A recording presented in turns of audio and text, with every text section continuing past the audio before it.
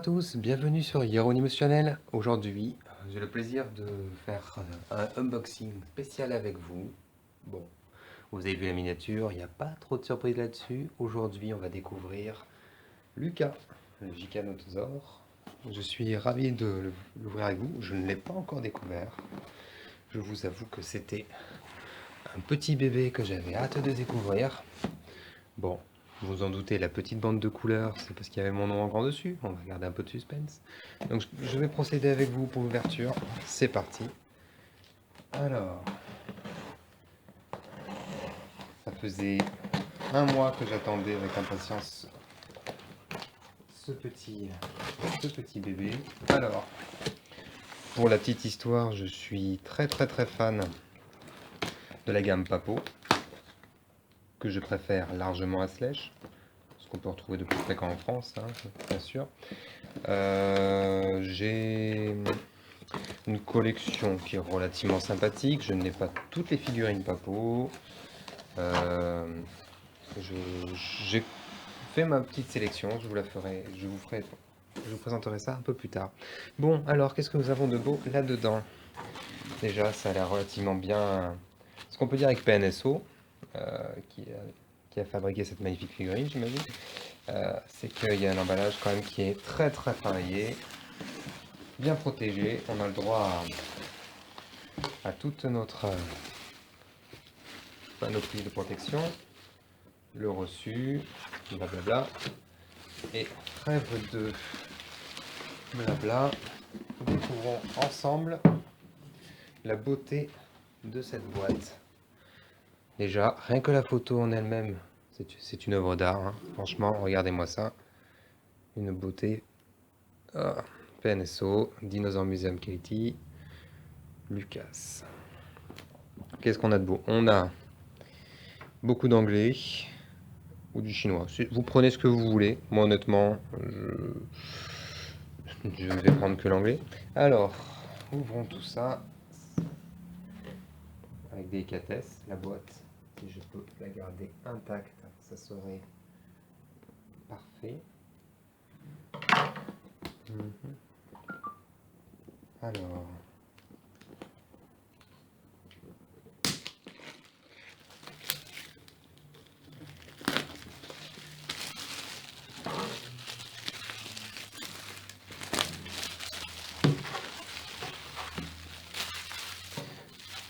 c'est vraiment magnifique, hein. C'est vraiment quelque chose de très beau. Ils ont mis un soin sur la qualité de l'emballage. Je suis très impressionné. Ah, non mais je suis pas sûr que vous percevez ça chez vous, mais le souci de la netteté de l'emballage, même la texture, c'est un papier un peu brillant, cartonné là, très appréciable au toucher. Le genre de boîte qu'on n'a pas honte d'afficher chez soi. Alors, j'ouvre délicatement, hein, je suis très précautionneux. Voilà. Alors, on va garder notre visuel dans un coin. Voilà, au milieu des plantes. C'est parfait. Alors, petit moment de vérité. Une couche en mousse. Et qu'est-ce qu'on découvre? On découvre visiblement un livret. Ah, je garde la surprise. Donc, bon, rapidement sur le livret. De ce que j'avais entendu parler, c'est ma première commande de PNSO, pour information. Les livrets sont très complets. Mais bon, si vous voulez de la lecture, je vous conseille d'aller vous renseigner un peu avant ce que ces caractères veulent dire. Bon, non, je rigole, vous avez quand même la version anglaise, qui est ici toujours très bien illustrée. Les photos principales et commerciales du Giganotosaure. Bon, on va découvrir ça ensemble aussi, c'est que il y aura une différence entre la photo et le réel, bien évidemment. Il semblerait que les couleurs soient différentes, mais beaucoup plus appréciables en vrai. Alors, magnifique squelette. C'est... Voilà, rapidement, hein, on l'a pas acheté pour le livret, hein, mais au moins il existe. Vous savez qu'il est bien présent. Et que si vous avez envie de lire un peu, il y a ça. Alors, Passons à ce qui nous amène ici. Hop.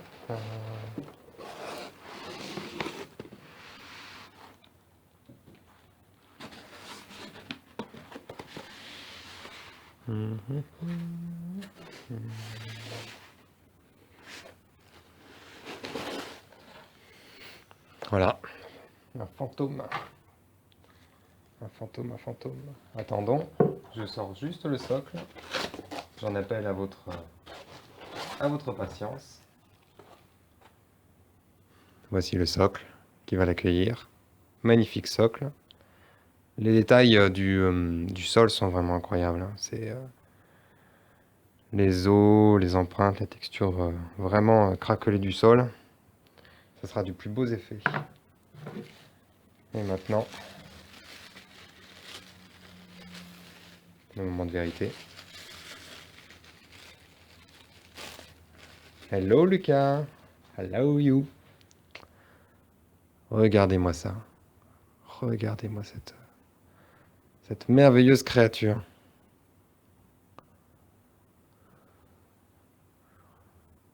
Ça, c'est de la bouille. Alors, ce qu'il faut savoir, c'est que Lucas a la mâchoire articulée. Bon, visiblement, je pense qu'il ne faut pas trop forcer là-dessus. Hein, avec beaucoup de précaution. Mais une vraie bonne bouille, un physique assez incroyable. Alors, je vais faire avec vous le test. J'ai aussi entendu parler du fait que peut-être que le plastique est légèrement capricieux sur la position des pattes sur son socle. Mais bon, le nombre de ceux qui ont commandé la figurine conseillent que si jamais cela arrive, un bain d'eau chaude, eau bouillante, légèrement modifier les positions des doigts pour que ça soit un maximum réaliste. Puis que ça tienne bien, tout simplement.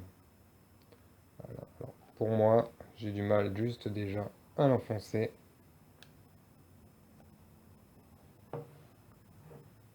Voilà. Alors, je crois que ça va être aussi le cas pour moi. La pâte n'est pas exactement dans le trou. C'est le bémol qu'il y avait à ce moment-là. Voyez, je vais vous montrer. Là, on a Lucas. Sa patte ne touche pas le sol. Donc, il faudra légèrement que je baigne l'animal, ou peut-être pas. Peut-être que le poids va faire son affaire. Donc, ce pied-là a une encoche en métal. Et normalement, celui-là doit toucher le sol. Donc, est-ce que c'est moi qui ne l'ai pas assez enfoncé? Voilà. Non, même pas besoin. Même pas besoin. Je vous laisse observer. A priori. Allez, maintenant je vais partir en caméra libre. Et on va se rapprocher un maximum de notre ami. Là, vous avez une parfaite comparaison entre Lucas et sa version marketing. Les couleurs ne sont pas exactement les mêmes, mais je voulais que je vous dise, je préfère grandement la version réaliste des couleurs. En vrai, elle est assez incroyable. Regardez-moi cette bonne bouille. On a affaire à du beau, très beau travail. Lucas, le giganotosaure. Petit zoom sur les détails. Très, je sais pas si vous percevez aussi bien que je le perçois, mais Lucas, très beau, très belles écailles. Le détail, le souci de la texture. On est sur un travail très soigné. Approximativement, alors ils avaient donné la mesure en inch. Moi je pense que c'était 35-40 cm, grosso modo. Alors vous pouvez me dire à 5 cm ça fait quand même une différence. Je crois que c'est 35. Mais en comparaison, allez, je vais vous donner une idée. Si vous êtes plus habitué à réfléchir en papo ou en figurine un peu plus connue que Lucas. Lucas va faire son entrée avec ses collègues. Et quoi de mieux que comparer Lucas qu'avec un tyrannosaure?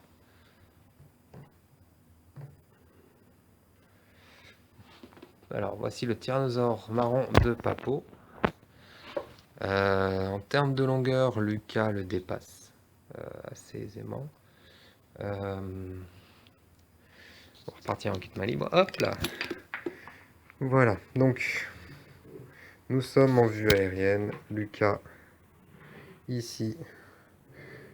Et on va appeler Rexy ici. Rexy est bien plus court de 5 cm. Ouais, c'est ça. Donc il doit faire 30 cm, 29-30. Et lui, il doit en faire 35. Peut-être avec eux. En termes de taille, la tête de Rexy est beaucoup plus grosse. Mais bon, on est sur un T-Rex, hein. De toute façon, il a bien été déterminé que leurs dents et leur mâchoire étaient complètement à l'opposé l'un de l'autre. Là où les Tyrannosaurus Rex chassaient en écrasant et broyant les os, Giganotosaurus avait des dents acérées, non pas coniques comme le T-Rex, et qui lui permettaient de déchirer la chair. Donc certainement que ce gentil petit coco nous arrachait un morceau de chair et laissait partir sa proie, se vidant de son sang. Et il l'a rattrapé plus tard. Eh oui, toi tu devais casser des clavicules, toi. Voilà, donc grosso modo, comparaison entre les deux, si je puis me permettre. Voilà, je vais me permettre une dernière comparaison, parce que bon, je pense que vous avez les grandes lignes. La deuxième comparaison que je vais faire, c'est tout simplement avec un modèle Sledge cette fois-ci, un des plus récents que j'ai trouvé, une très bonne occasion sur le bon coin. Si vous avez vu mes vidéos, vous vous souviendrez aussi de lui. Le jeune Tyrannosaurus Rex de Sledge. Vous voyez donc Lucas les domine dans taille, comme ça devait être le cas finalement, comme les études le montrent. Tyrannosaurus Rex n'était pas le plus gros, et Giganotosaurus Rex était dans les gabarits à le surpasser. Voilà. Bon, j'espère que vous avez passé une bonne vidéo. Si vous voulez voir plus de mes vidéos, vous pouvez faire un tour sur ma chaîne. Sinon, je vous invite à y faire un tour. Voilà. En vous souhaitant une bonne continuation, au plaisir. Dinosaurement. À la prochaine.